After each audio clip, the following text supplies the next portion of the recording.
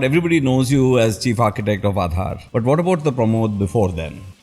We were naive and, quite Bangalorean in that sense. Tech, product, we can do anything in life. There was a parliamentary discussion. Is it a card or not the card? And we were wondering, is that the real issue? As Nandan always calls, trend is your friend. Yep. And let the entrepreneurs do what they are good at doing. Data is the biggest digital capital. Somebody asked, why did you shift? Why did you quit your role?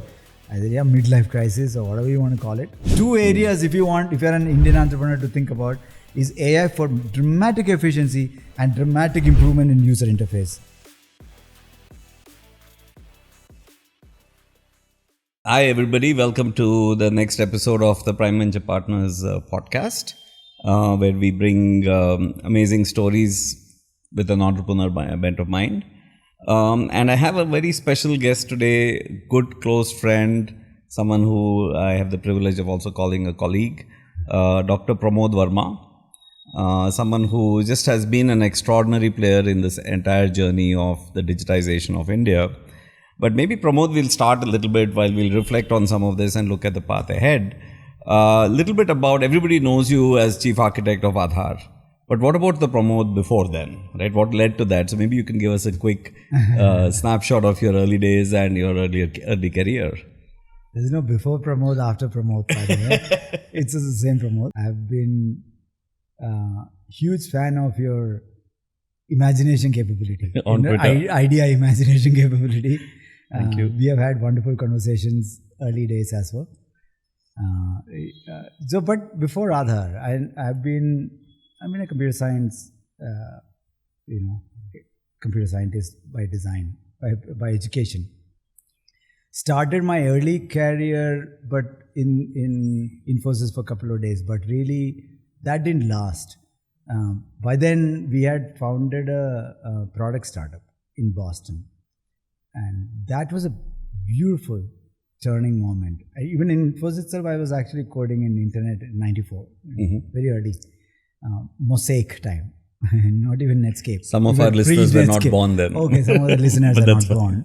Mosaic was the first browser that came out before Netscape. Right, I remember. Founded, yeah. At that time, we were developing very early days. So I got transported to Boston and we were doing product startup. I think developing a product it requires a very different mindset. Highly scalable enterprise product, but that allowed us to create a lot of design principles. It's sort of distill design principles that work well. For a product has to fit into many environments. Product has to be sold as many use cases as possible. Product has to create evolvability because same product has to upgrade, change, continue. It's not a one-time effort. So you have a longer view of the architecture, evolvability and so on. And because it has to be fungible for different purposes, we designed everything as APIs in 1999. We had 1,000 odd APIs, very, very early days of APIs. It was not even called APIs at that time, literally. RPC calls, socket calls and all we used to do. But now, by then, HTTP had come. So we were very ahead then adopting HTTP based, now called REST APIs, but then all the APIs built that. 2003, I came back to start the engineering in Koramangala. Came back, continued as a CTO, global CTO for them. We got acquired in 2005, a good exit, but then we continued in the larger company as a global chief architect and CTO role. Until 2009, and then everything changed. Got it. Great. No, and I think a lot of that mindset and culture has translated into this next big wave that you've been a pioneer of and core contributor to. So tell us a little bit about how you got pulled into Aadhaar and that whole APIization of identity, so to speak, making it a cloud-based identity, making it a digital identity, which had not really been done anywhere else in the world at the time.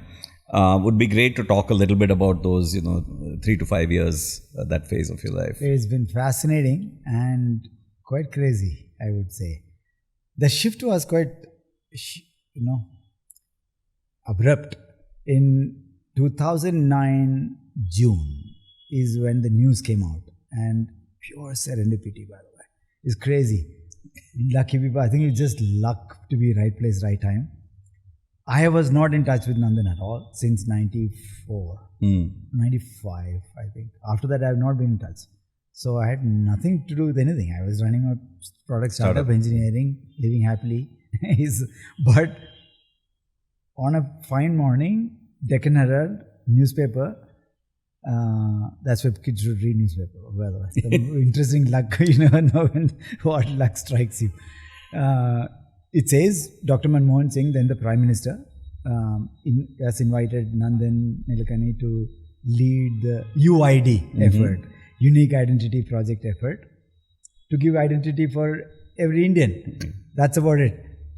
But that immediately stuck with me, saying, wow, that's an interesting move to bring somebody from Bangalore. And I read his book. He had published his Imagining India book just before that.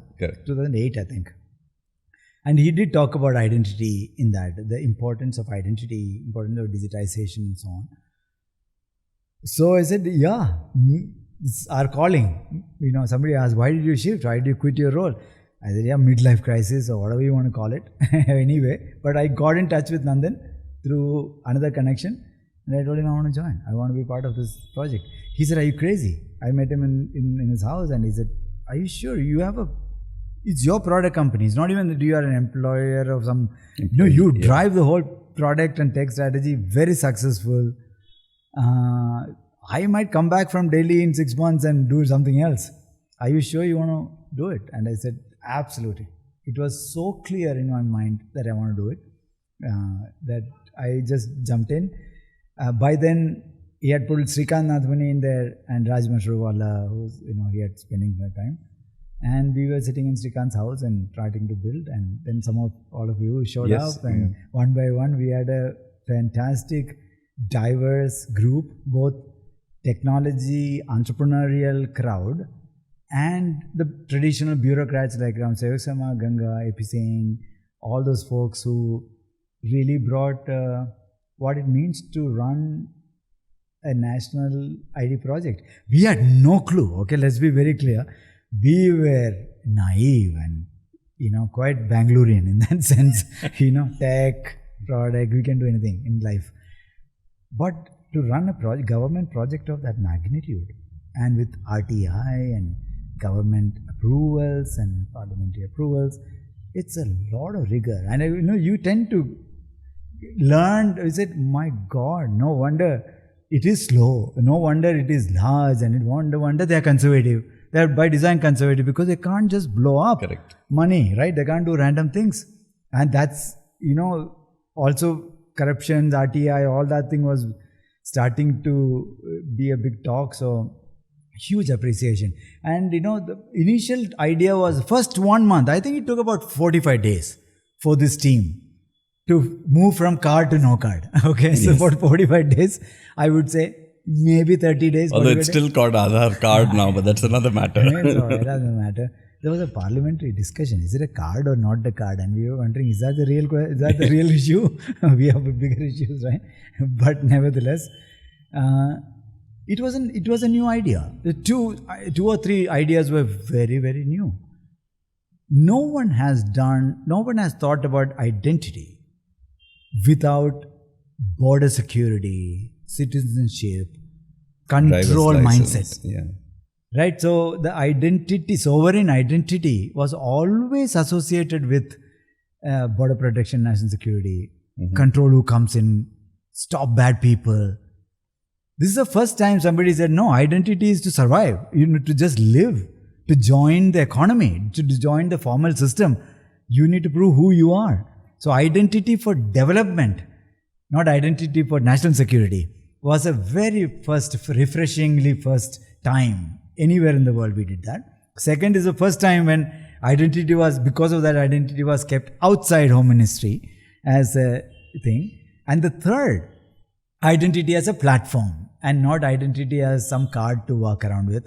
Identity as a means to unlock many more use cases outside. To unlock, we realized we have to do a platform thinking. We were used to it because we have come from the private sector, where API-based platforms were, sure, we existed, it's nothing new.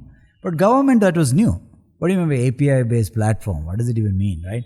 So for government, it had to be something new, but brilliant. I'm looking forward. What a strategic call. Like few things that got perfectly right, in terms of strategy.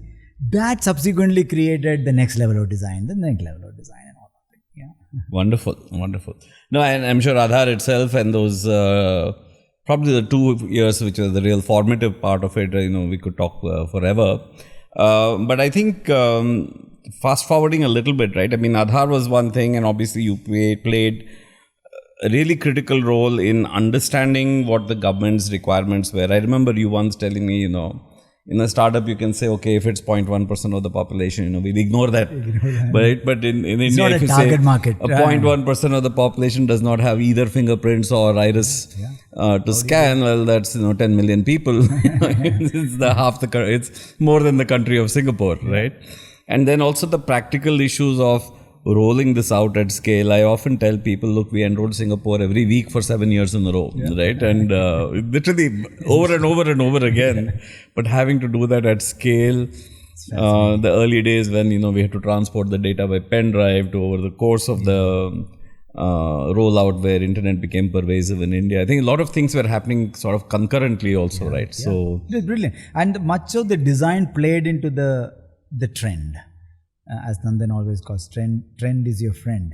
People who can watch the trend can play into what's coming up and play into that trend. And much of our design actually, API-based thinking, QR codes, we embedded, all that ideas, mobile friendliness. One idea you and I brainstormed, I think, for the first time was for this Jeevan Praman, right? Where, senior citizens get. And yesterday I did my mother's life certificate again because June 30th was the deadline. And she's just turned 88. And I said, Mom, you have to take a selfie now, right? So the future proofing of the API to be, initially biometric, initially with centers, now it's on your own cell phone with face auth, right? It's quite unlocking value for various segments. But all these were not done by UIDAI. Two things that UIDAI did not do very nicely is one, we never diluted the idea of security and privacy. In fact, we overdid security in my mind. Security is never overdone, but from what it used to be, a norm. For example, when we talk about pen drive, we did not even in the enrollment center where you enroll, you remember that discussion, right? Where we were saving, we wouldn't even save the data without public key cryptography. That means by the time it went to the hard disk, it was already saved. So we did all kinds of advanced technique, knowing that edges of India is actually no trust zone. It is not even demilitarized zone. It's actually no trust zone. Anything goes on the laptop. So we had to really be careful about that design. We never diluted. We really did brilliant job thinking through that. And privacy. I think we were very clear that one day or other, as we digitize the society, people start asking questions, what happens to my data, who's protecting, is there surveillance, is there being sold, does somebody else have access to data? All those questions is bound to come and should come in a good democracy.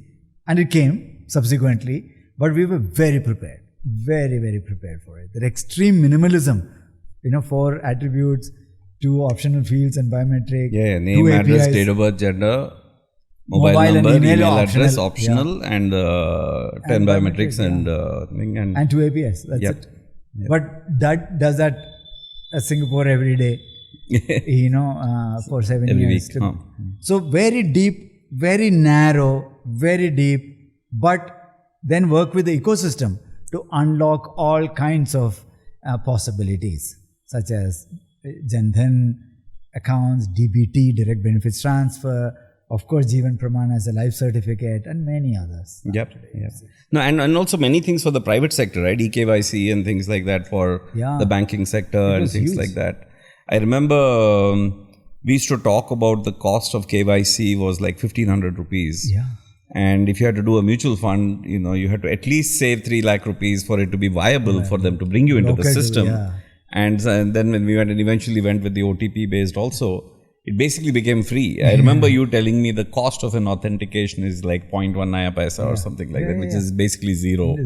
Yeah. And it's amazing how you can collapse the cost.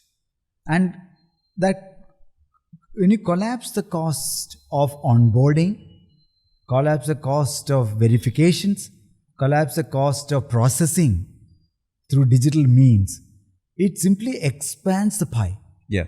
And that expansion of the pie is that allowing marketplace entrepreneurs like Zerodha or PhonePe, all these guys, to be able to massively expand market. So when policy supports this through regulatory policies, the government policy, tech creates that impetus to do the same thing at, literally 5 rupees instead of 1500 rupees or 10 rupees.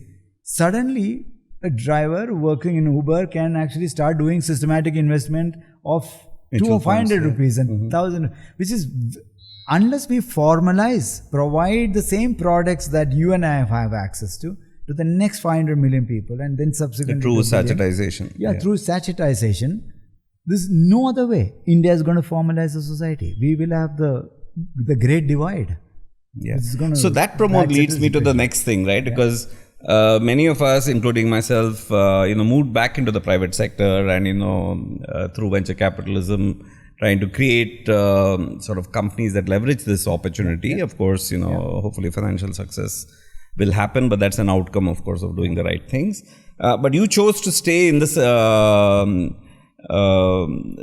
of continuing to conceive bigger and bigger things, or building on top of this platform, perhaps even taking some elements of this global for greater good without necessarily any sort of direct commercial thing.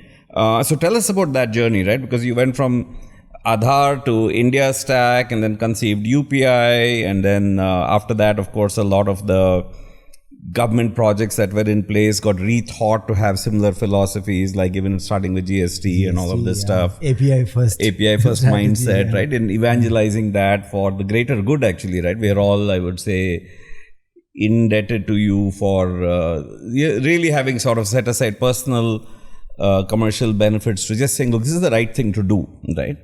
And then eventually now, of course, we're getting into this phase where we were talking a lot about this great data unlock for India and going to a data-rich economy. And now we're entering this age of AI, right? So I'd love for you to trace some of this, right? What inspired you to continue, staying the course? And what have some of these big moments been? That continue to give you that adrenaline rush, right? Which is, and as you said, you woke up from 7 a.m. this morning, you've been at it non-stop, right? So share some of those inspiring moments and I think one thing points. We learned, I think you were all part of that. We realized you were part of the financial inclusion team of Aadhaar when you were volunteering. Imagining what the ecosystem can do if we build one small thing, like GPS, one small thing. Entrepreneurs tend to, given the right policy support and entrepreneur environment support, they will, undoubtedly. In fact, we throttled Aadhaar API because of Supreme Court, all kinds of pushback in one sense. Otherwise, a lot more entrepreneurs would have used those APIs or QR codes and so on, right? Which hopefully we should see. Because you can't give 1.4 billion people identity and tell them not to use it. Right. It's quite silly. Because photocopies will continue. It's very silly. Right? So we should, our actual imagination that if you build infrastructure that is reusable by entrepreneurs, and if you create a basket full of combination, right? Bunch of things, the combinatorial power that will get emerged from the entrepreneurs would create a non-linear development cycle in India, economic development cycle. Otherwise, we will eventually get to good shape. I know the country is in the positive direction, but we can compress. We don't have to wait for 30 years development. We can do it in 5 years or 10 years, because I think there's that study that said, right, that the inclusion of people into the banking system India would have has 50 in 7 years. years done what we would have done in 46 years or something like that. Yeah, fabulous. So it's amazing compression of development cycles if we create technological underpinning called infrastructure, digital public infrastructure now called, create policy support and let the entrepreneurs do what they are good at doing. You will see amazing combination playing out, the trifecta playing out, policy, infra and innovation playing out. And there we don't have to argue anymore innovation at the cost of inclusion, because inclusion agenda has never been an entrepreneurial agenda, primary agenda. If you can go there, you will go, but it has to make economic sense and business sense to go. But what if we can actually collapse the cost, as we discussed earlier, create that impetus for 100, 200, 300, 500 million people to be able to do the same thing what you and I otherwise could do.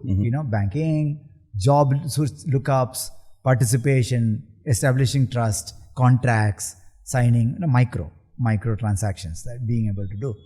So the success of Aadhaar gave me personally a tremendous that satisfaction and the feeling that a small team can actually, if you get this combination right, infra, policy and innovation playground thing right, we can do crazy stuff. And at Aadhaar, we were okay, let's continue. Then we did e-sign, DigiLocker and UPI. All in the same year, by the way. Right. 2014, 2015, we did all these things. 2015 is when the Digital India was also launched, by the way, Prime Minister, after 1 year since he came up. We launched e-sign in 2015, DigiLocker in 2015 and piloted UPI in 2015. Right. That, it was the slam dunk for me, saying, wow, this is crazy. We can actually repeat it. Aadhaar, sometimes you will feel, okay, lucky, once in a blue opportunity, we did it. But repeating Aadhaar success would be hard. And India, we see, it's not, actually we seem to be pulling off again and again and again. So that gave us even more confidence post UPI that this is absolutely the way Indians will participate formally in the digital economy for jobs, insurance, protection, various financial and non-financial opportunities that they want to see. Instead of just watching YouTube, 800 million people watching YouTube, which is a good thing, but that's not enough. They need to be able to transact and interact in the society, right? We were very convinced. And then by then, it made sense for me to stay back because we were imagining the next one. Because that's when 2016, you remember, Nandan made that seminal talk about data as an asset, personal asset. Data is the biggest digital capital. Land, not there. And money, not there. People don't have land or money. So what is the next capital people can own? Correct. Is data being not oil to extract, data being a soil for individuals to build their life. So my digital footprints tell me, I'm a taxpayer, I can do this, I can do that. That ended up with account aggregator, Sahmati and the DIPA strategy that we did. Still playing out because we had the COVID years slowing down. While UPI took off, everything else slowed down. At the same time, EkStep Foundation, where we are right now sitting, we did Diksha, education, for schooling. Now we are doing skilling, gig economy, unlocking that part.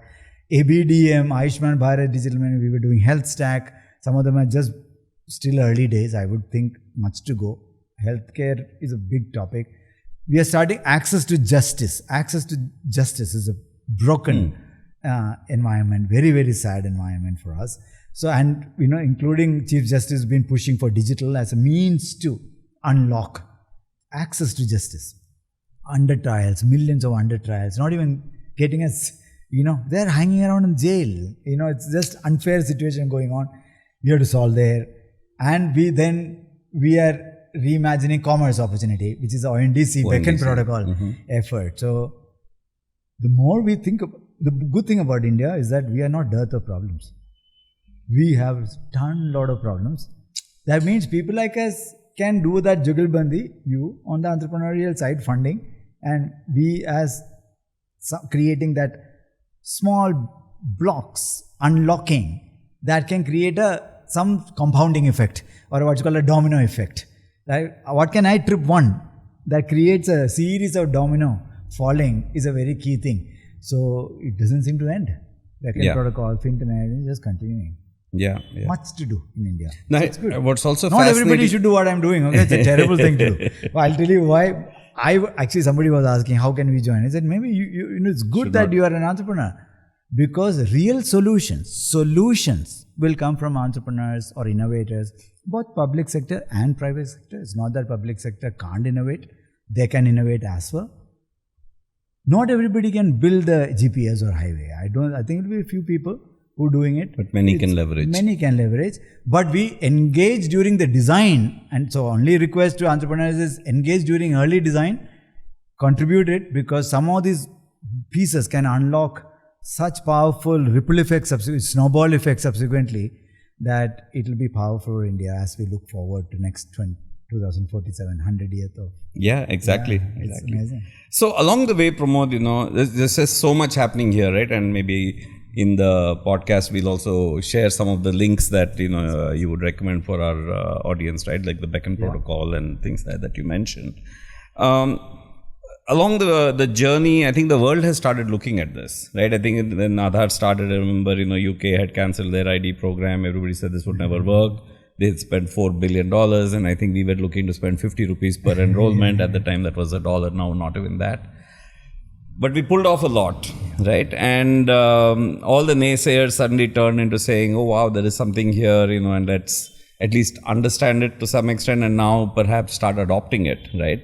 And you've been a great champion of both sharing what we have done here very openly, as well as helping others. So what do you see, you know, say 10, 15 years from now, from a global perspective? How will people look at, I mean, people are already looking at India with envy, you know, that we have seen, but how will people look at this? And how do you see this perhaps replicating itself as a right way to do business in perhaps other emerging economies and maybe even in developed economies? Yeah, so we were lucky enough to get support from the policymakers and the government to do a lot more. So I think India did it faster.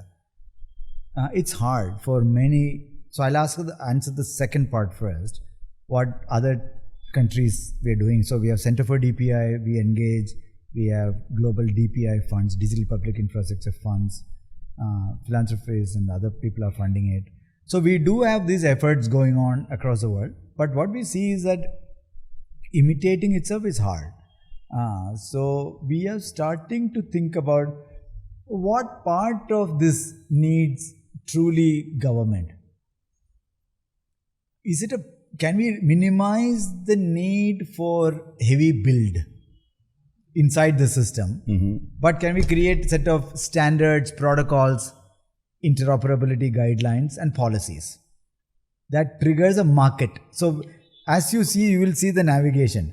Aadhaar was a full platform story, full software story. DigiLocker was part APIs and part Correct. platform. So Still a government could platform. offer, but private sector could also replicate. Yeah, private sector can also issue salary slips and all that in credential world. But they have their own credentials.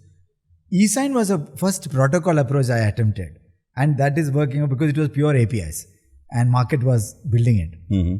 UPI, we did a UPI protocol, but a lightweight switching because the payment requires net settlement. So that needed NPCI to be in the middle. By the time Sahamati account aggregator came and by the time ONDC came with Beckn Protocol, it became fully decentralized. This is also the trend. This is because the world, we are seeing lot more decentralization of execution, decentralization of production, decentralization of consumption, all this, including energy and everywhere. It was a very traditionally industrial model, was a produce one place, distribute to the rest of the country.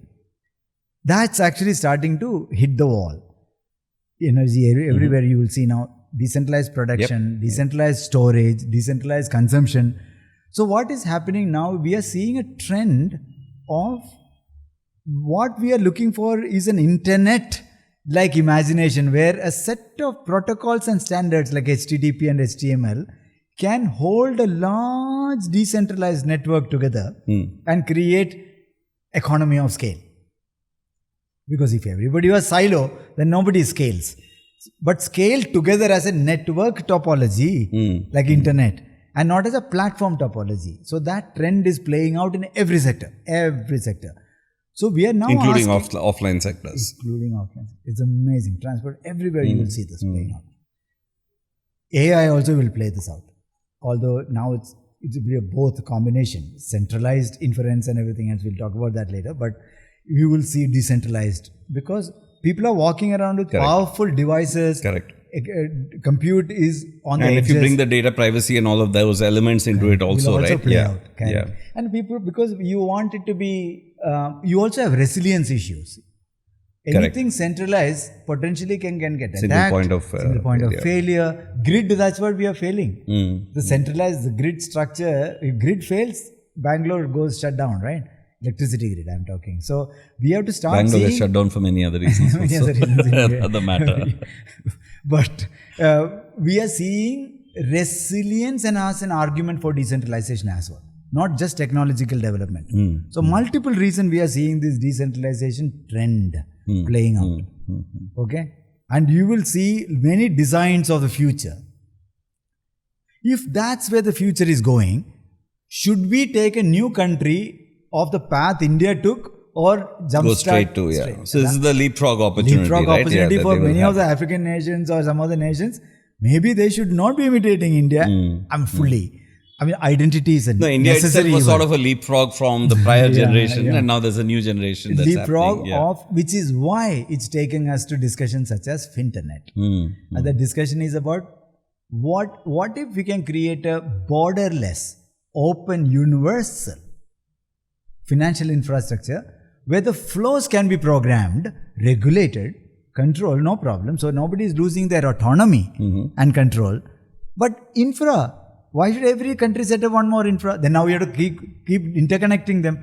Because while domestic economy is there, cross-border economy is equally important for many countries. India, we have a large economy, domestic. Many countries, we don't have domestic economy. The problem is cross-border is what's the use of putting some digital API here?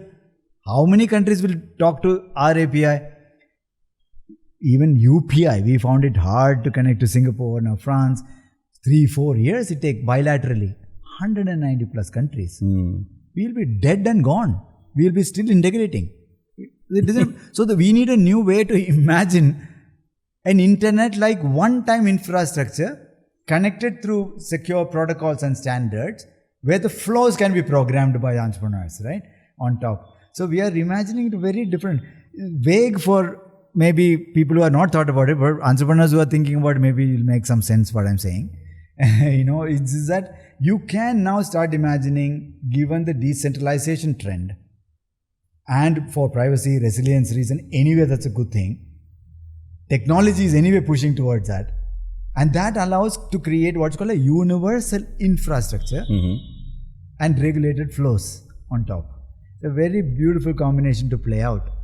And we are starting to imagine all those possibilities for next set of things India will do. We'll definitely do it in that way. And we are seeing ONDC playing out that way. And each of these is a 10-year game. Whatever you do, whatever you say, it's a 10-year game. No, that's very interesting, right? I think the statement that, technocrats overestimate the impact in the short run, but underestimate in the long run. I think we're seeing this in spades this time, right? Over and over and over again, we still right? Don't get it though. Everything that we, that's true. Everything that we used to discuss about Aadhaar and, would have frustration at the rate at which it was getting rolled out. But if we look back over a 15-year period, we wouldn't have imagined it would have been this big, right? UPI, and by the way, we started discussion in 2013. 2014, we were writing protocols. Right, so 2014 to 2024. So and we are only UPI has had a couple of interesting catalysts, right? One was the demonetization moment, and then subsequently COVID also, where it became necessary. Absolutely. No, I think brave people get luck also, I think. I think when you attempt something bold, something that unlocks significant value in the society, I think luck comes in your way. You'll be surprised. I think you just have to be bold. Yeah.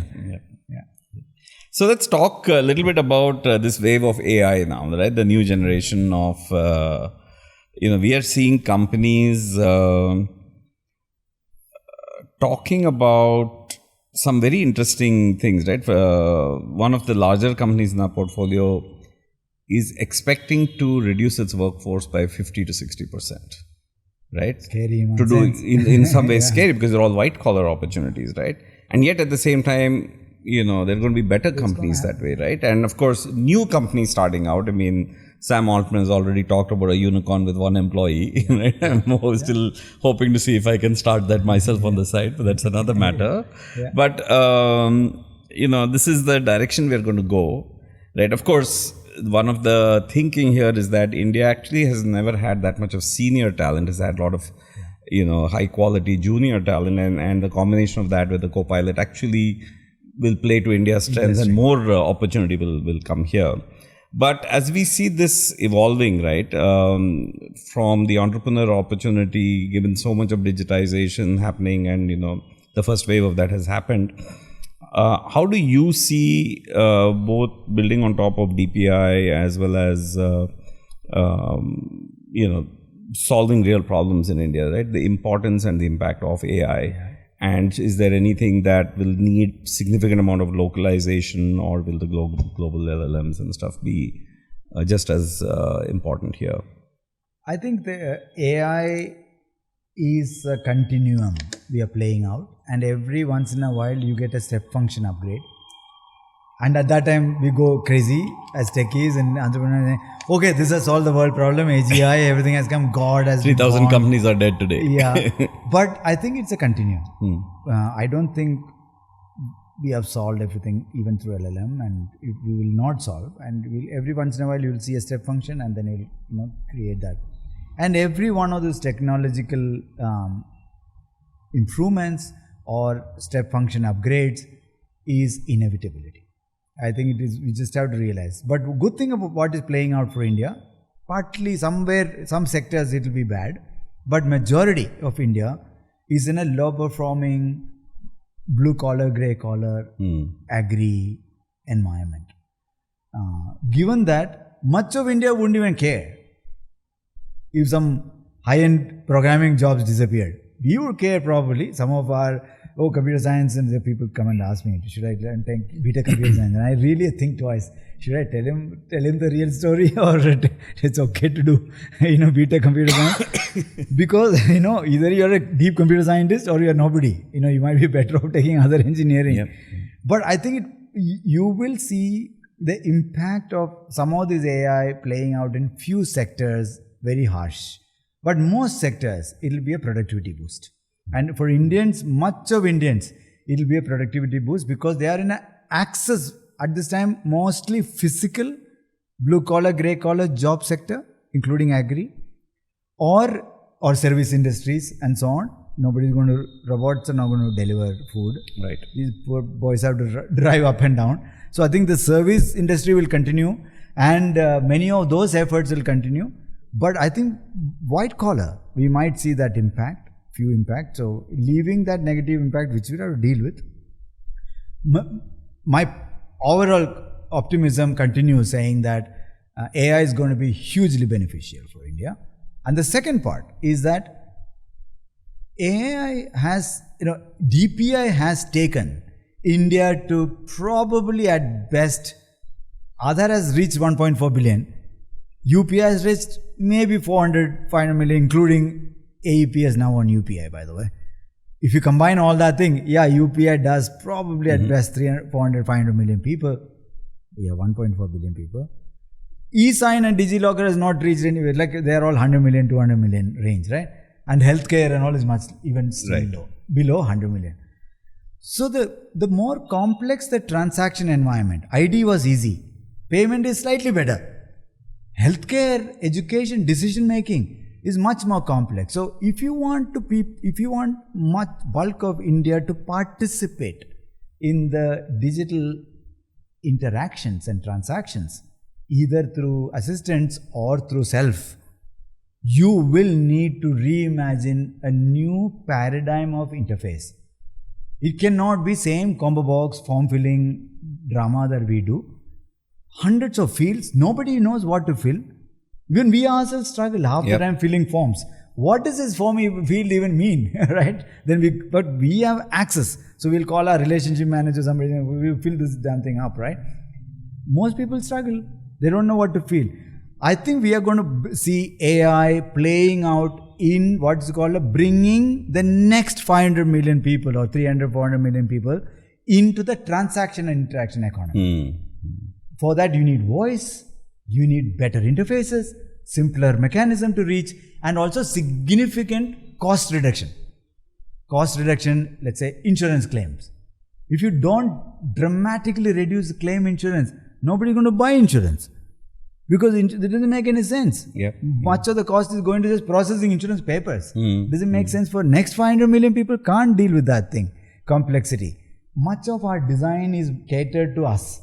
The top 10%, right? Right. Traditional financial and flows. we are sort of the self-service group. Also, but then there's still the assisted group. Yeah. High ARPU for us is high.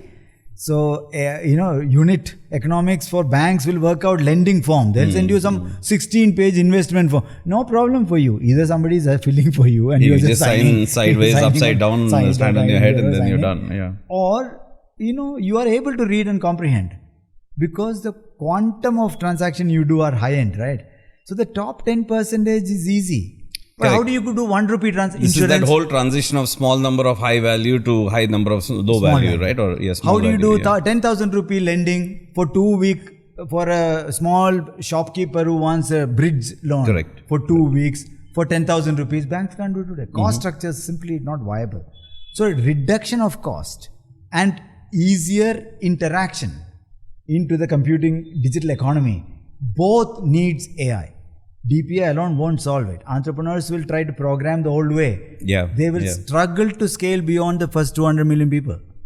So we need to reimagine, and AI is giving a tremendous opportunity to efficiency increase, efficiency of the pipe, better document management, better workflows, better everything, efficiency and interaction. The two areas if you're an Indian entrepreneur to think about is AI for dramatic efficiency and dramatic improvement in user interface, new generation of user interface, like Mera, bill vardo, right? Like that you should be able to say, and AI should know, this is your electricity bill. I know who you are. I can interact, and you enter the PIN, and then you're done. Interactions become so much more natural for human beings to be able to do, and that will be a powerful game for AI to play out. And you asked one more question, maybe I'll answer that. Will global LLM solve all these things?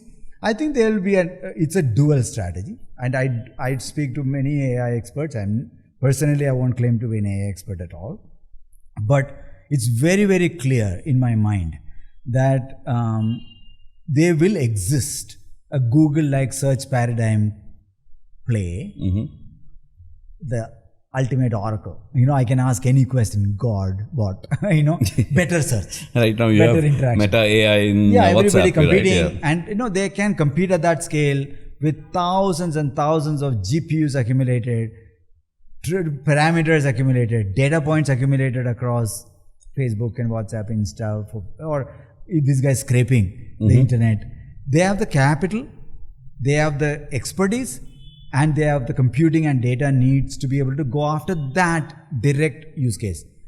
But you can do, if AI ought to be pervasive in everything you do, HR systems work, you will be surprised how broken it is there today, right? In the sense, even with all the SaaS plays and all we are doing, you'll be we are behind.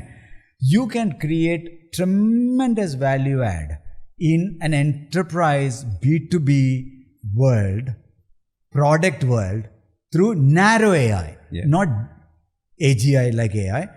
The narrow AI might on and off depend on the mothership, but I think you will be able to do narrow, fine-tuned AI with not an AI selling story, but a value unlocking selling story.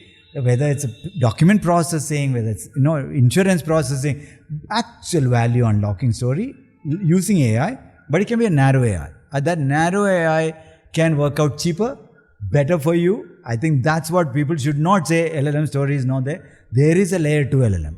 Narrow LLM story that will play out. It guaranteed to play out. No other way I'm seeing this playing out. I speak to many people. it's very clear in their mind, it's a duality that will play out. One mothership will exist and we'll continue to use that API. No big deal. Yep. And some consumer search and all might go off. So Google might have to worry about it, but I don't think SaaS guys should worry about it. I think SaaS guys should be excited about it, saying, I can now create a narrow LLM, fine-tuned, still leverage the big AGIs type API people are building, but I can actually unlock measurable value to a business, transportation sector, healthcare sector, insurance sector, so many places, so broken. Yeah, I think it's nothing is going to be at the extremes, right? It's always going to be a hybrid solution. I don't think people should say it's a done deal. Not at all. I think it is so much potential, especially for Indian entrepreneurs. Don't get skewed. I mean, I want to build an OpenAI. If you want to build that, then you need a different play. But it's a very good place to be in, by the way. I think in all of these, right, the platform companies did do very well for themselves, the ones that ended up winning, but there were 10x more opportunity with the application layer, right? And that's great. Yeah. Great. Pramod, look, as always, we can talk and, you always share these nuggets and every one of them is a 1-hour podcast by itself, but really appreciate your time. And I think as a user of a lot of what you've envisioned and built, as a consumer, as an investor in companies that are leveraging this, as companies that are serving large ecosystems of consumers in India, a really big thank you for the amazing work you have been doing over the past 15 years. I should thank and I hope you keep doing this for the next 15 years. I will. I think we are continuing to reimagine the infrastructure game globally, but everything we are doing necessitate unlocking of that entrepreneurial energy, and that's what you guys are doing. So I should be thanking all of you, saying that if you don't play on the playground, there's an empty playground. It's as good as not doing the playground. So writing one protocol is easiest part I'm doing. Okay. So you're building the playground. We are organizing the matches, but we need those star cricketers that keep coming and bringing home the World Cup over and over again. But the good thing about I think is that traditional employer white collar job reducing means we'll have more entrepreneurs. Lot of micro entrepreneurs that will drive, and they will need lot more funding, lot more tech support, environment support for them to go narrow, solve, and still be profitable. But not all of them will become 100 billion or 10 billion or whatever. But there'll be 100. You have to be in it for the journey, because the many success 50 million, 100 million companies. I think that's what we should look for. All right. Thanks a lot, Pramod. Thank you. And as always, love to keep having you on our podcast. Appreciate your time. Listeners, thank you for listening to this episode of the podcast. Subscribe now on your favorite podcast app for free, and you'll be the first one to know when new episodes are available. Just search for Prime Venture Partners Podcast in Apple Podcast, Spotify, Castbox, or however you get your podcasts. Then hit subscribe. And if you have enjoyed the show, we would be really grateful if you leave us a review on Apple Podcast. To read the full transcript, find the link in the show notes.